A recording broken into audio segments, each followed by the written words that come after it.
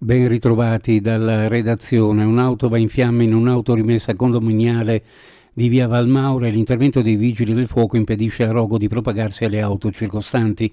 È successo nel pomeriggio di ieri. Una squadra di vigili del fuoco del comando di Trieste ha estinto le fiamme utilizzando la schiuma antincendio, impedendo sia alle fiamme di propagarsi sia ai fumi della combustione di raggiungere gli alloggi soprastanti.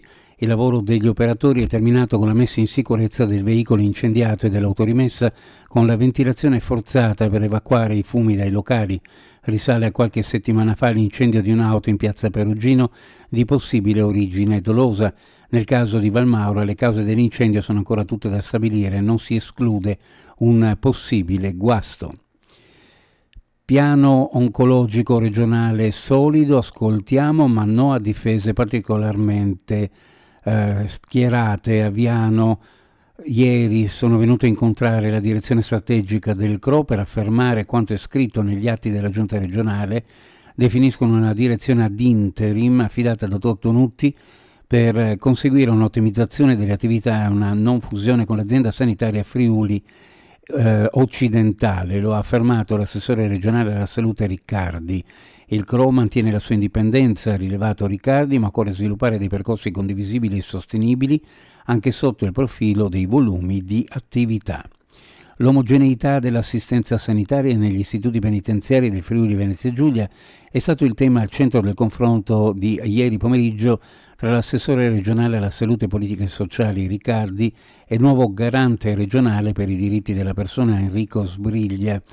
Garantire adeguata assistenza sanitaria anche ai detenuti è un elemento di civiltà e l'apporto fornito in tal senso dal dialogo instaurato con il garante per i diritti della persona è un valore aggiunto, ha evidenziato Riccardi.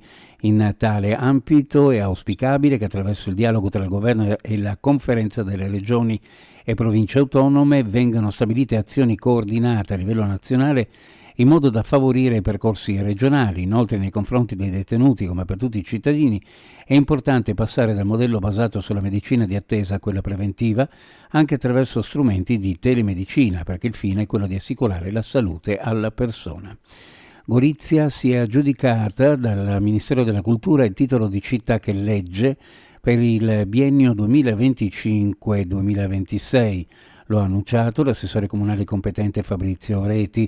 Ormai ci abbiamo preso gusto alle sue parole. Ad ogni concorso a cui partecipiamo, Gorizia entra in graduatoria utile. Uno sguardo alle previsioni meteorologiche. Oggi cielo in prevalenza coperto, sulle zone orientali in serata possibili deboli piogge sparse e intermittenti con quota neve oltre i 1000 metri. Nella notte al mattino possibili foschie o nebbie, specie sulla pianura. Previsioni a cura di ARPA e FVG Meteo. Ed è tutto per il momento con l'informazione. Grazie per averci seguito. A più tardi.